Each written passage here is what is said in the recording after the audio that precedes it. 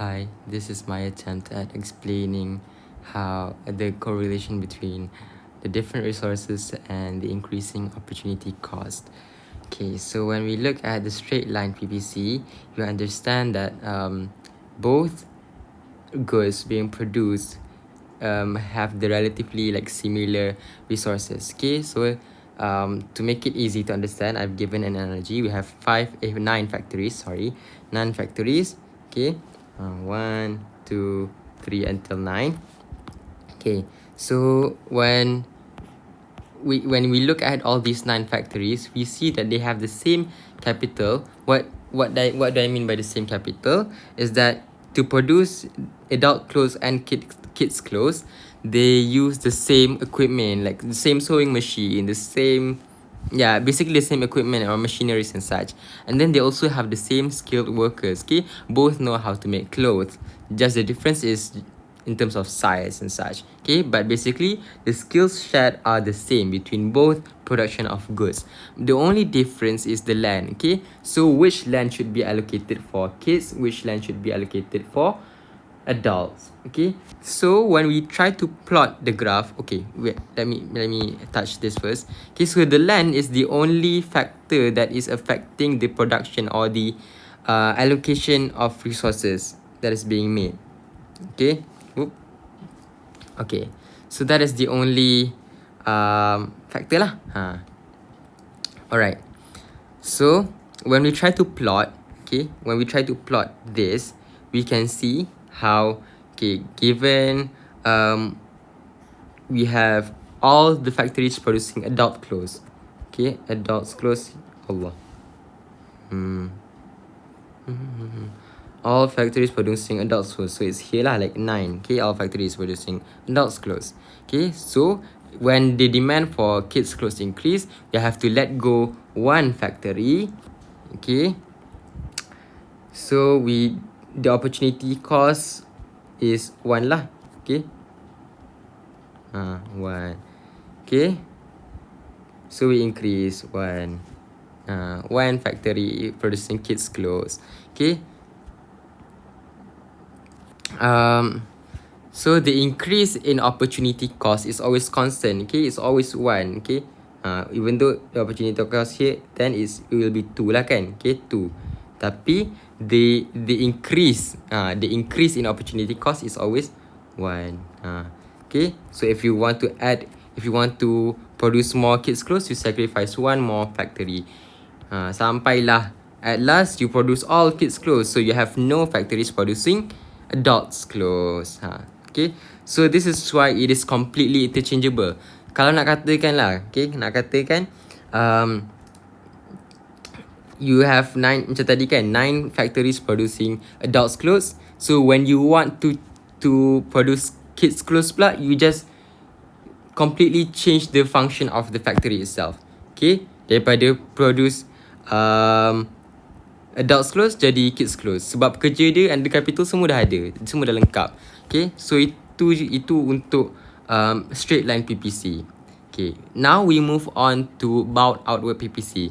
Okay, so this might be complex a bit, but first thing to keep in mind, as Mr. Halim said, is that this is not exactly how real life scenarios work, just a way of us to understand how the economics works. Is that clear? Okay, so given another analogy, we have 9 factories. Okay, the first factory here is most reliable in producing, or most efficient in producing barbecue. Okay, while the last factory here is most reliable or efficient in producing tobacco. Okay, so what does it mean by that? So the workers here is most efficient at making tobacco, while the workers here is most efficient in making barbecue. So given our 9 list of factories, orang kata kecerdikan lah, kepandaian ataupun kemahiran untuk membuat barbecue ni decrease as it goes down. Okay, so contoh dari first ni, dia boleh hasilkan 9 barbecue. 9 barbecue. Second, dia boleh hasilkan 8. And then 7, 6, sampailah last ni, it only has the capacity to produce 1 barbecue. So, nak katanya, the workers here, because they are more reliable to make tobacco, if they were to be instructed to produce barbecue, they can only make 1. Sama juga with the equipment, okay? They can only make 1. This is why we say, when it comes to bulk outward PPC, the resources are more suited for one good. Okay, so macam dia bias lah. Okay, sama juga. And it is also not easily interchangeable. So kalau you tiba-tiba nak suruh kilang ni yang pandai hasil tobacco ni hasilkan barbecue, it's not that easy. Okay, you need to modify the equipment and then you need to train the workers and such. So it is not easily interchangeable. And again, this is what I think I asked Mr. Halim tadi about more than one factor. Kalau tadi it's just land, okay, the rest is all the same. It's just land. But when it comes to this, the workers are not skilled, so they have different skills, which affects the production. The equipment are also not the same, which also affects the production. And then the land to allocate is also different lah. Okay, so this is what I think is meant by more than one factor of production when it comes to bulk outward PPC. Okay, so now I hope you understand on how the different resources affects the production. Let's look at how when we plot, we can see the increasing amount of increase in opportunity cost. Okay, so given lah kan, kalau all factories produce tobacco, all factories kita nak dia hasilkan tobacco. Okay, sebab contohlah tobacco ni gila-gila kan, semua orang nak. Okay, semua orang isap rokok. Okay, jangan isap rokok ya kawan-kawan. Tapi nak katanya all factories are producing tobacco because of the demand contohnya. Okay, so we have all factories producing tobacco. Total tobacco being produced is 45 units. Okay, so kat sini is 45. Okay, and then suddenly the demand for barbecue increase. Okay, so when the demand for barbecue increase, we need to let go one factory to produce barbecue.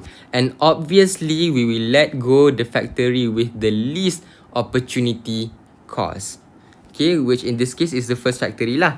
Okay, so we increase the production of barbecue by 9, but we decrease the production of tobacco by 1. So sini 44. Okay, so first plot dekat sini. Contoh.